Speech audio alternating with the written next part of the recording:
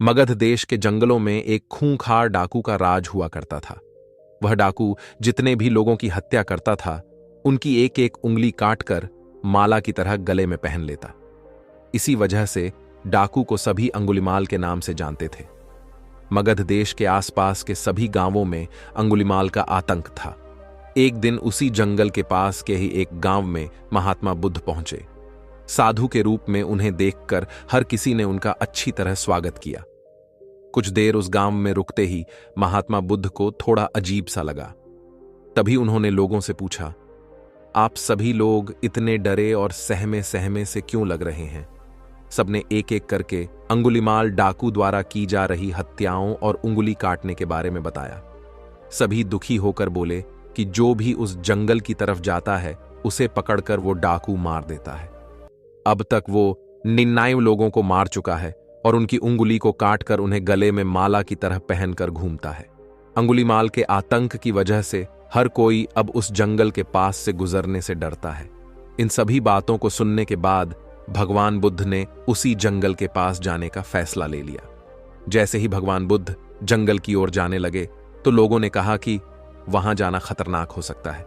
वो डाकू किसी को भी नहीं छोड़ता। आप बिना जंगल गए ही हमें किसी तरह से उस डाकू से छुटकारा दिला दीजिए। भगवान बुद्ध सारी बातें सुनने के बाद भी जंगल की ओर बढ़ते रहे। कुछ ही देर में बुद्ध भगवान जंगल पहुंच गए। जंगल में महात्मा के भेष में एक अकेले व्यक्ति को देखकर अंगुलिमाल को बड़ी हैरानी हुई। उसने सोचा कि इस जंगल में लोग आने से पहले कई बार सोचते हैं, आ भी जाते हैं तो अकेले नहीं आते और डरे हुए होते हैं। ये महात्मा तो बिना किसी डर के अकेले ही जंगल में घूम रहा है। अंगुलिमाल के मन में हुआ कि अभी इसे भी खत्म करके इसकी उंगली काट लेता हूं। तभी अंगुलिमाल ने कहा, अरे आगे की ओर बढ़ते हुए कहां जा रहा है? ठहर भी जा अब। भगवान बुद्ध ने उसकी बातों को अनसुना कर दिया। फिर गुस्से में डाकू बोला, मैंने कहा रुक जाओ। तब भगवान ने उसे पलटकर देखा कि लंबा चौड़ा बड़ी बड़ी आंखों वाला आदमी जिसके गले में उंगलियों की माला थी, वो उन्हें घूर रहा था। उसकी तरफ देखने के बाद बुद्ध दोबारा से चलने लगे। गुस्से में तमतमाते हुए अंगुलिमाल डाकू उनके पीछे अपनी तलवार लेकर दौड़ने लगा। डाकू जितना भी दौड़ता लेकिन उन्हें पकड़ नहीं पाता। दौड़ दौड़ कर वो थक गया। उसने दोबारा कहा, रुक जाओ वरना मैं तुम्हें मार दूंगा और तुम्हारी उंगली काटकर मैं 100 लोगों को मारने की अपनी प्रतिज्ञा पूरी कर लूंगा।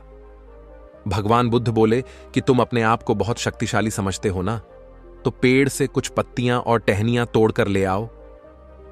अंगुलिमाल ने उनका साहस देखकर सोचा कि जैसा ये कह रहा है कर ही लेता हूं।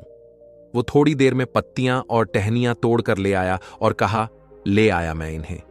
फिर बुद्ध जी कहने लगे, अब इन्हें दोबारा पेड़ से जोड़ दे। यह सुनकर अंगुलिमाल बोला, तुम कैसे महात्मा हो? तुम्हें नहीं पता कि तोड़ी हुई चीज को दोबारा नहीं जोड़ सकते हैं।